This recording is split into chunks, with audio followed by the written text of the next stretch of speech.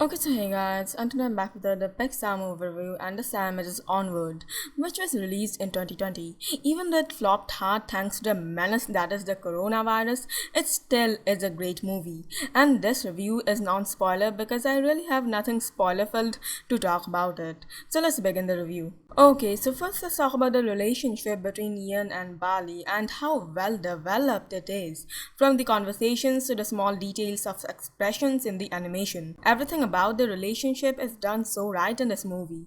They truly feel like true family members and not just family members who go by the script, if you know what I mean. Like they act and converse with each other so much like real humans, which makes it incredibly amazing.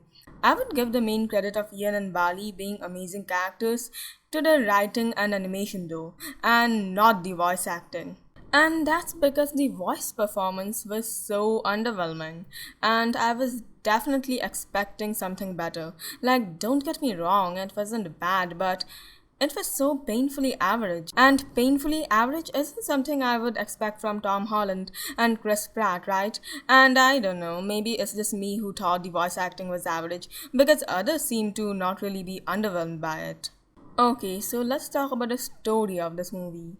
And it's actually pretty great. Sometimes it does get pretty confusing, like sometimes you think, why are we wasting time on something stupid like this? Or why are we wasting time on some stupid stuff like this? But aside from that, it never gets boring and is pretty good. And as always, it's the type of story that is for both kids and adults. Kids will enjoy the adventure part of it, while adults will enjoy the relationships part of it. As always, Pixar plays the game incredibly cleverly. Too bad they weren't clever enough to predict the coronavirus, which led to the box office downfall of such a great movie. Okay, so let's talk about the thing that made me the most excited for this movie. The magical world. Pixar often deals with more practical and closer to real life subjects, so it was really surprising and exciting to see Pixar try out making a movie like this, involving magic and all. And honestly, the great animation really helps in making the audience admire this glorious world for what it is. I'm still so fascinated by this idea of creating a world by mixing magic and technology.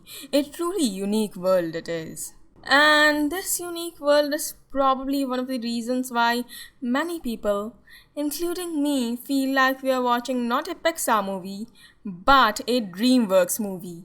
I can't really tell why this happened though. Like, yeah, I get it, the world is magical and all, which feels like DreamWorks more than it feels like Pixar, but still.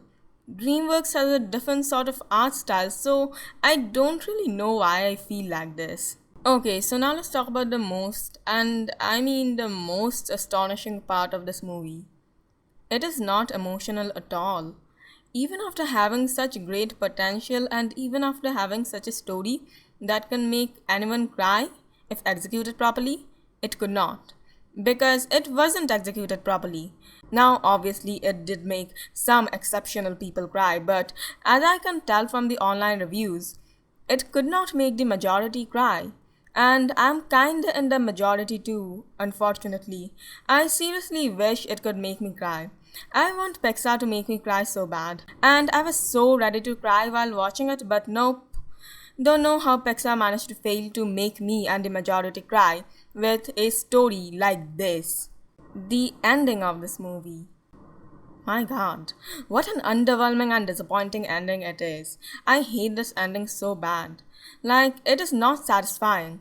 Like, at all. There is a cool battle with a mythical dragon, and that's great and all, but what happens after that annoys me so bad.